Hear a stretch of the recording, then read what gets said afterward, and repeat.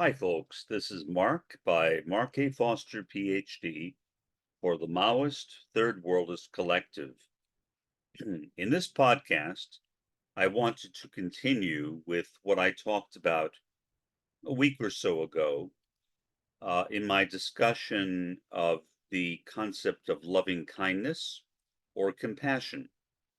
In Pali, the word is metta, and in Sanskrit, the word is maitri. And I apologize if my pronunciation was inaccurate. Again, I am not either a Pali scholar or a Sanskrit scholar. Pali is actually an extinct language, although it's still known by scholars. Scholars study it. It has kind of the status of Latin in the Roman Catholic Church, meaning Latin is not a living language. There's no society which speaks Latin, as far as I know. There are, however, places in which Sanskrit is still spoken.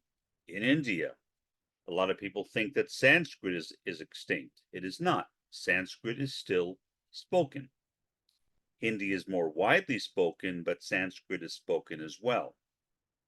So what I wanted to do here is to take the concept of loving kindness or compassion and to expand it. Or perhaps a better way of saying it is to focus it more specifically upon Palestine. I just got finished watching a video by a Marxist, not a Maoist third worldist, but he is a Marxist, and a very smart guy. I listen to him periodically. Won't mention his name here. He was talking about Palestine and about the suffering of the Palestinians right now in Gaza, and about how Gaza has basically been turned into a virtual graveyard,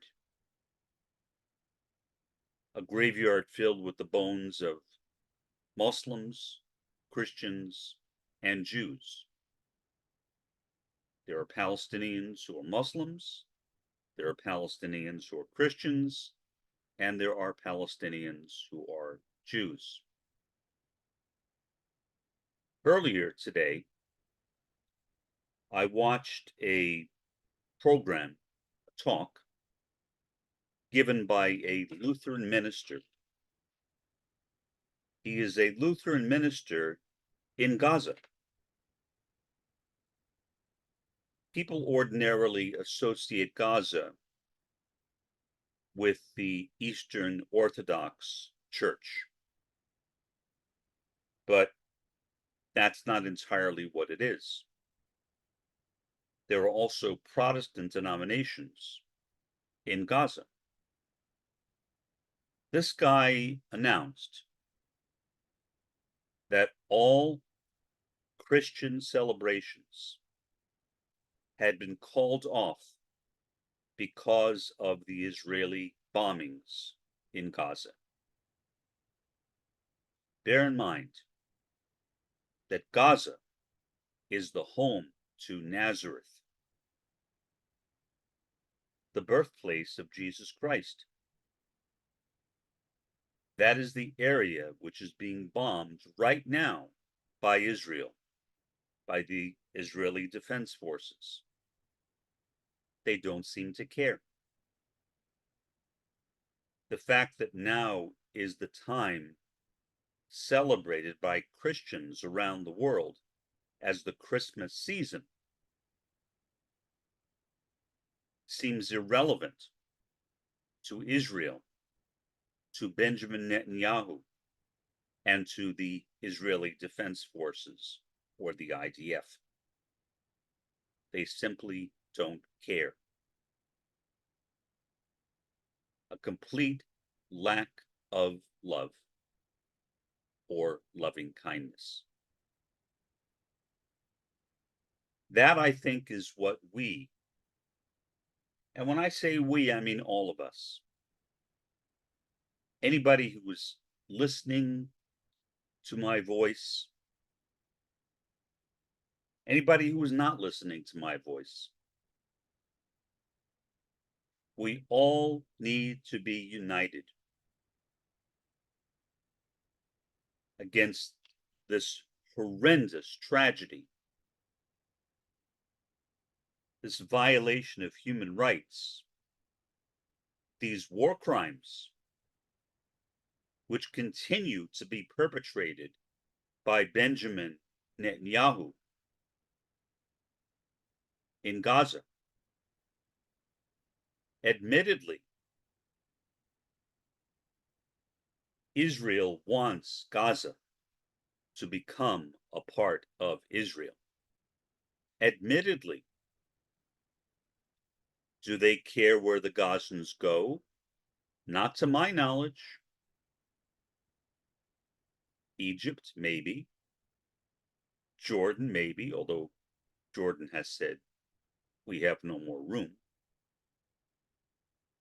Maybe to the sea. I doubt it matters much at all to the Israeli government. Does it matter to Joe Biden, the President of the United States, who recently restated something he said a few decades ago, which I remember, when he said, "I am a Zionist"? By calling himself a Zionist, he is, in effect, in the climate of what Zionism has come to mean right now, not what it meant in the 19th century, but what it means right now in the 21st century. The destruction of the Palestinians, the destruction of Gaza. I cannot imagine the tragedy which so many people are now experiencing. And I realize personally that but for an accident of birth, I am not among them. That any of us are not among them. We could be.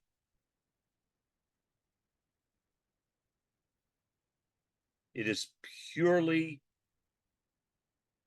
luck, purely fortuitous that we are not in Gaza right now, worrying about our families dying in an upcoming Israeli airstrike. So, what is it that I can do? Well, not much. As I've said before, not much. Here I am sitting in my condo in the Rio Grande Valley of Texas, 2 miles north of Mexico. I am comfortable. I have all the food and drink I could possibly want. I am living in one of the safest counties in Texas, Hidalgo County, which many people throughout the United States think is dangerous because we are right against the Mexican border. That in itself is bigotry. And yet, I'm not in danger. There are no hoodlums or thugs patrolling the streets, wanting to break into my home, steal my possessions, or kill me. No, I am protected. The police in Hidalgo County the police and mission, the Border Patrol protects me and protects other Americans who are living here in Hidalgo County. So I am not in any danger at all. The people who are in danger are the Palestinians in Gaza. Now, what will happen? I don't know. No one knows. Will Hezbollah attack Israel? Maybe.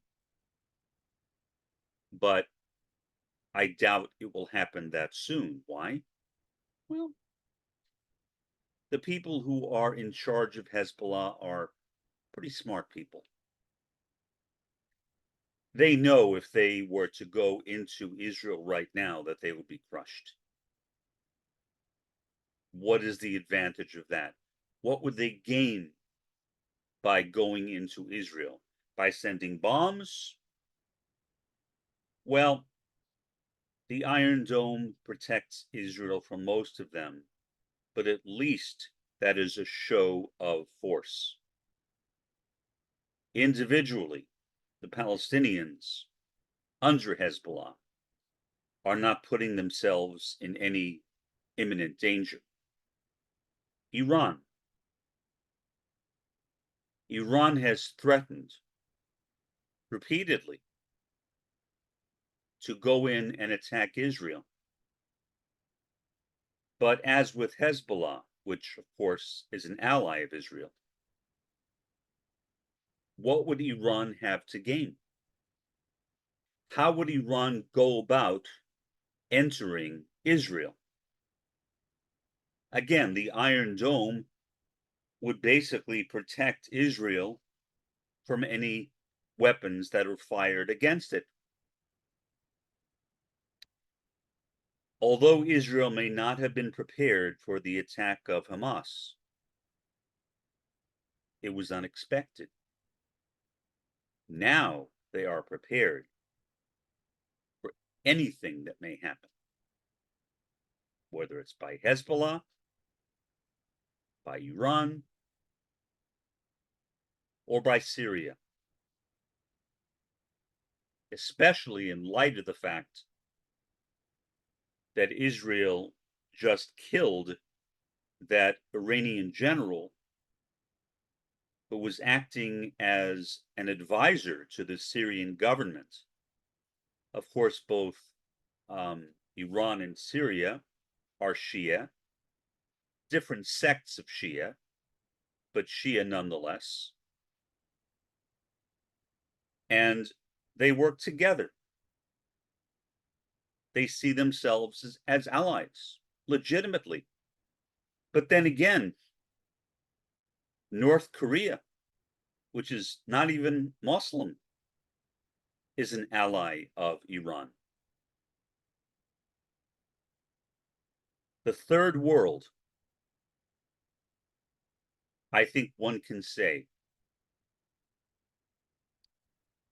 is united against Israel. Gradually, the entire world, with the exception of the United States, is united against Israel.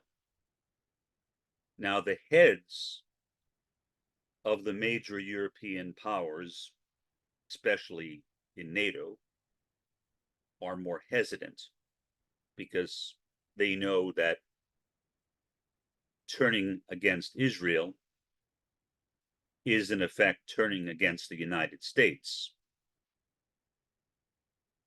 So they are cautious. I would say too cautious. Caution is justified if there is no crime against humanity. But that is not what we see playing out in Gaza right now. There are multiple crimes against humanity. And so I think that it behooves each and every one of us to speak out along with the third world against the two leading first world countries right now, the US and Israel, who are supporting the bombing campaign against the Gazans. I wonder sometimes, but I don't wonder for that long, because the answer is obvious. Why don't more Christians support Gaza in light of the fact that there are so many Christians in Gaza? But the answer really is simple. It is because of their twisted version of what is called premillennial biblical prophecy.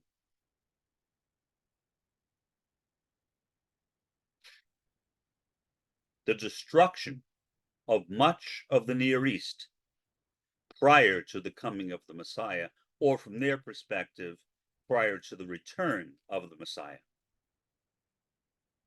That is what gives them common ground with Israel. That is, I think, the major reason why, in spite of the fact that many of their fellow religionists are being killed as I speak in Gaza, these Western churches have largely remained silent. Not a word in favor of the Christians who are being killed in Gaza. Why haven't more Jewish temples, Jewish synagogues, Jewish community centers, Jewish shuls spoken up for the Gazans? There are Jews who are indigenous Palestinians. Most of the Jews living in Israel are not indigenous. They are migrants from Europe, from North America, from Australia, and other parts of the world. They are not from Israel. The evidence that they produce to argue that, well, we were there before, based upon the Old Testament, or what Jews commonly call the Tanakh, is not even history.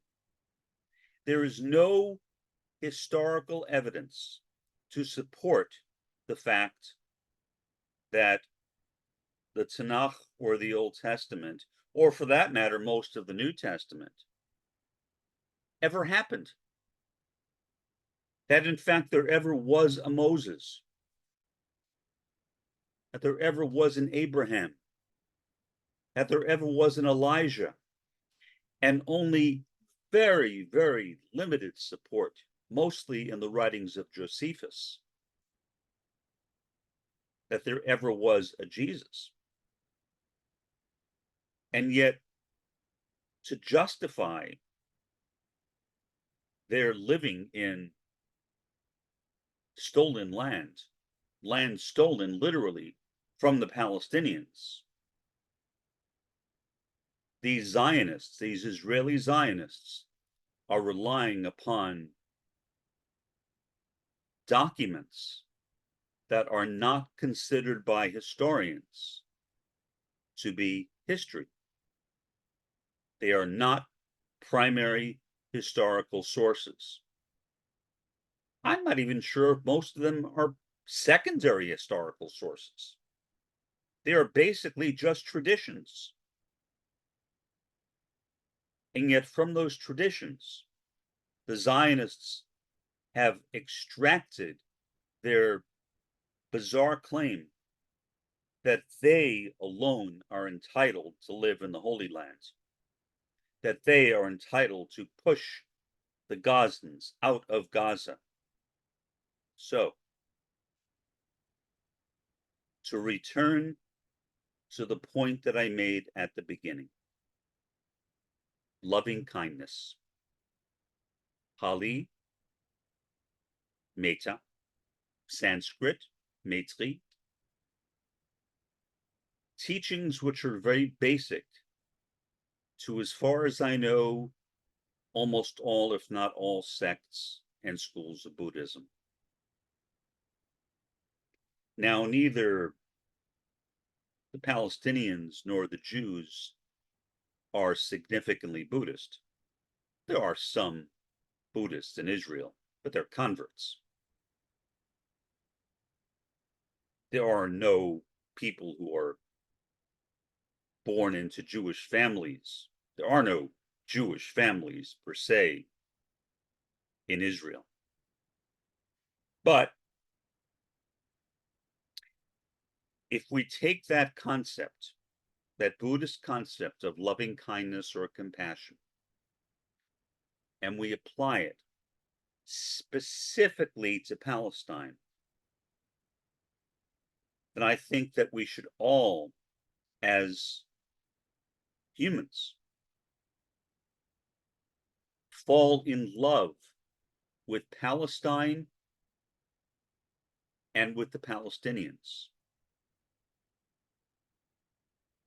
What excuse do we have if we refuse to do so? How can we justify ourselves as being human beings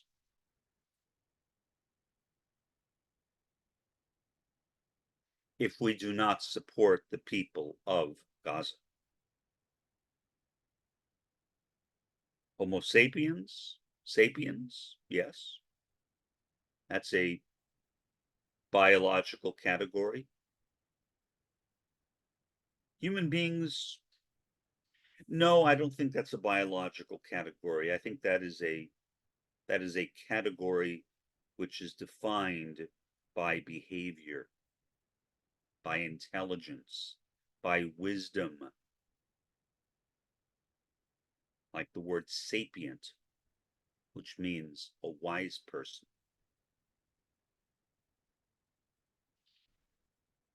So I hope that as we watch these events unfold,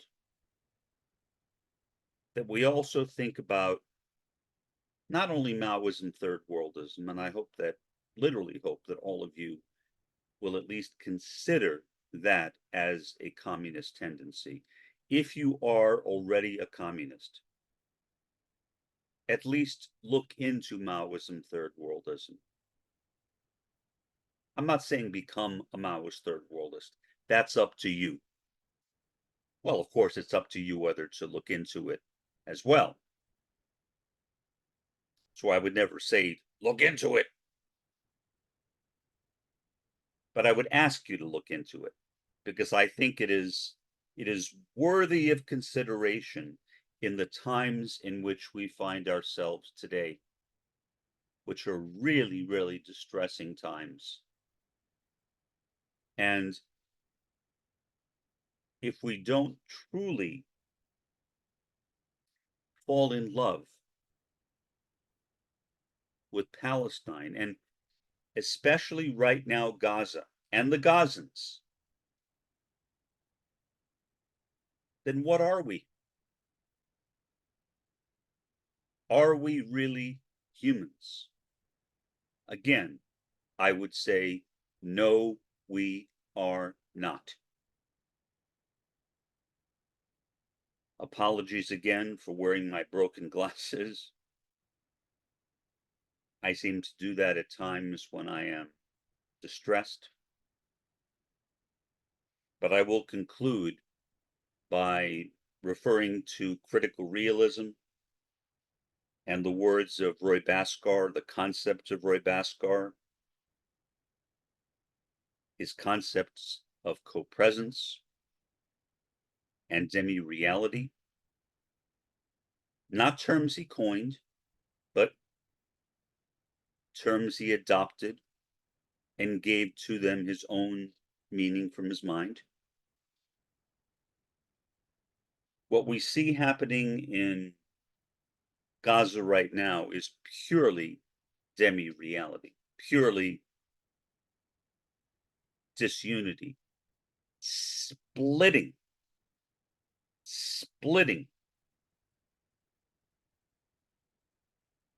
between two parts of Palestine,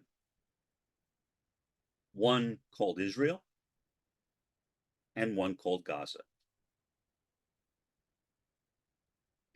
And instead, turn toward co-presence or unity, connectedness, rather than splitting, unsplitting.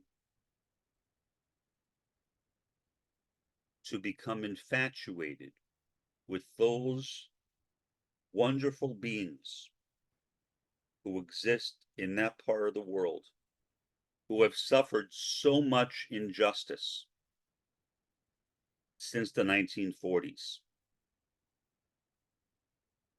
And again, I'm forced to think of myself that if it were not a mere accident of birth, I could be among them. I could be among them. I was born in New York City, raised in relative comfort. I'm now a multimillionaire and nouveau riche, the new wealth, the new rich. But none of that was foreordained. It was all fortuitous. And that wealth, that money could be taken away from me like that. Nothing is guaranteed. Not today, not tomorrow, not next week, and not next year. When I think of Satan, I don't think of a being with horns standing in the middle of a burning pit of hell. I think of people like Bibi Netanyahu and Joe Biden.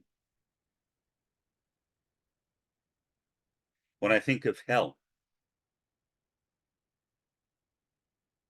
I think of the world that we have created for ourselves in this world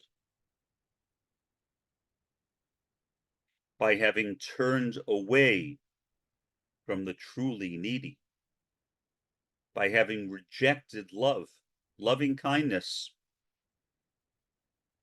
toward the people of Palestine.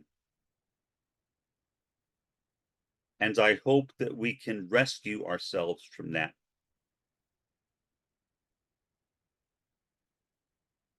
I hope that we can recognize also that the people in political power, whether in my country, and I say that with shame, the US, or the country of Israel, are the centers of the pit of hell. That's how I see them. The centers of the pit of hell and brimstone. And perhaps if we can do that, if we can change the way that we look at the third world, how we treat the third world, and the kind of conscientization, critical conscience, or consciousness raising that we can engage in, even if we're in the first world, for the benefit of the third world. how much benefit that will accrue to people that we have not even met. And perhaps we can redeem ourselves in the eyes of the world and in the eyes of history, which I think will inevitably look back upon this time, and especially upon those of us who did not speak up, but who instead remained silent in the face of this continuing catastrophe, which is continuing to play out in Gaza. This has been Mark by Mark A. Foster, Ph.D. Have a pleasant day and an even better day tomorrow.